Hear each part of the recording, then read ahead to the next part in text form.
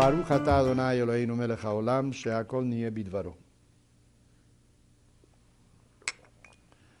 Who was the greatest man that ever lived?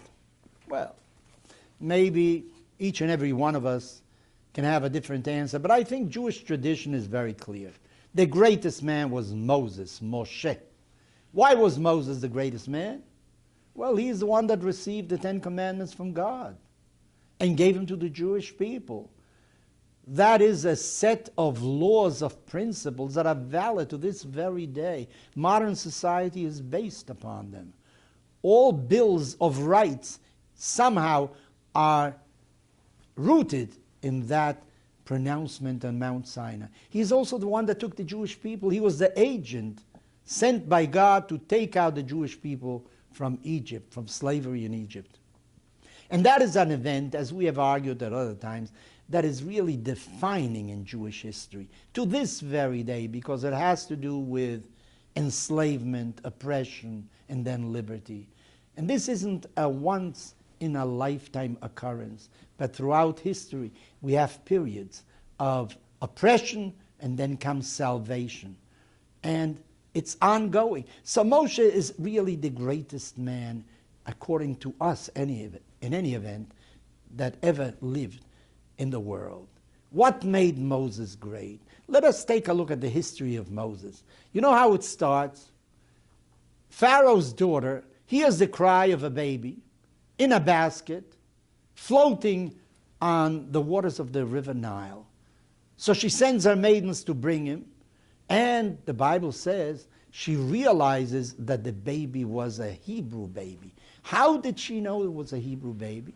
Well, I presume who else would have put a baby in a basket if not the Hebrews, because there was an edict of her father, the Pharaoh, who said that all male Jewish infants had to be killed.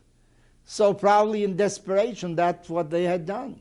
According to some other rabbis, they say she saw that the baby was circumcised, and she knew that only the Hebrews circumcised their newborns. So she realized it was a Hebrew baby. She decided she was going to save him.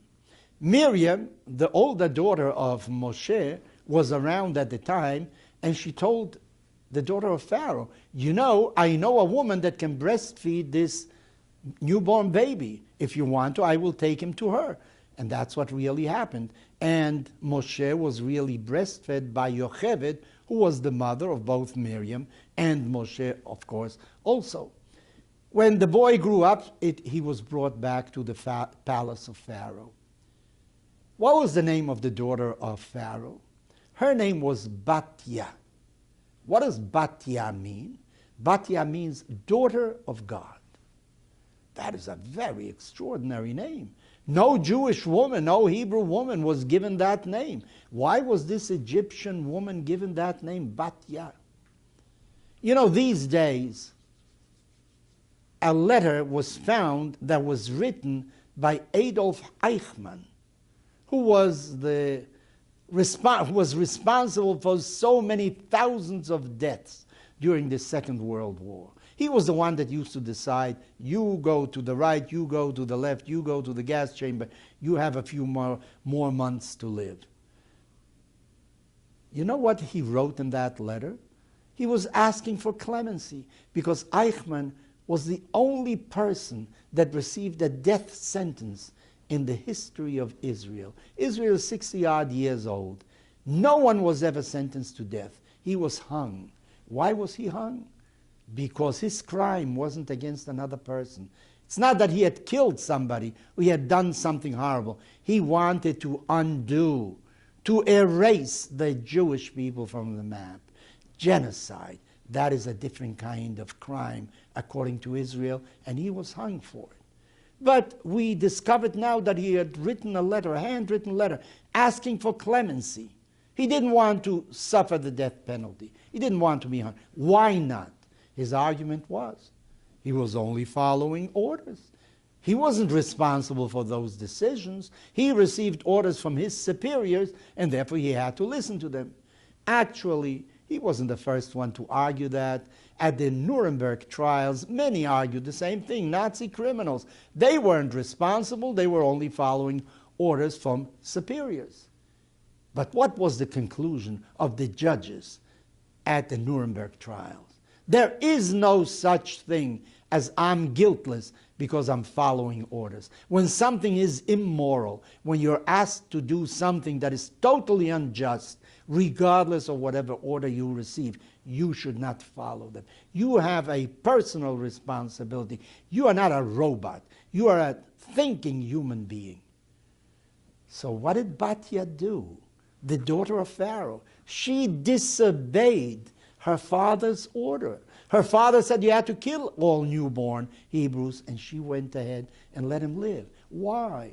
Maybe she thought that is a very inhuman kind of edict. What kind of guilt can a newborn baby have? What has he done?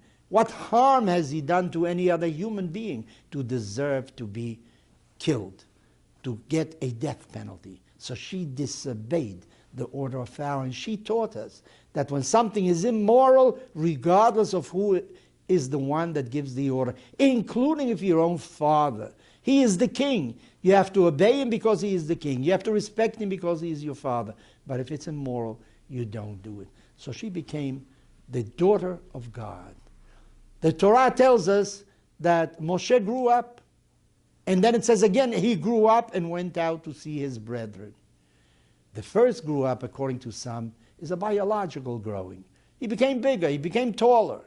But the second he grew up emotionally. His sensitivity was being developed the moment that he came out to seek his brothers. He wanted to know what is their fate, what is their situation, and if he can do something, he will help them. And eventually, that's exactly what he did. He helped them.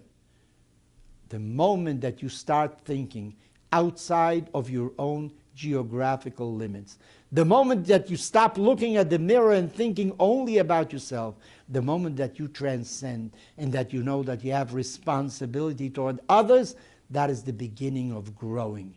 Moshe continued to grow and he achieved greatness, but the first step was that he knew that he had to get out of the geographical limits of his own person. So think about yourself. Is it only you that is important in this world? Or is your family important? Or is society important? Or is really humanity important to you? Because if you want to achieve greatness, you have to transcend your own personal needs. When you start thinking of somebody else, that is the first step you take toward greatness. This is what Rabbi Akiva said. You know what is the most important principle in the Torah? Ve'ahavta l'reacha kamocha. You have to love your neighbor as yourself. The moment you start thinking about somebody else, you are beginning to grow and eventually grow into greatness.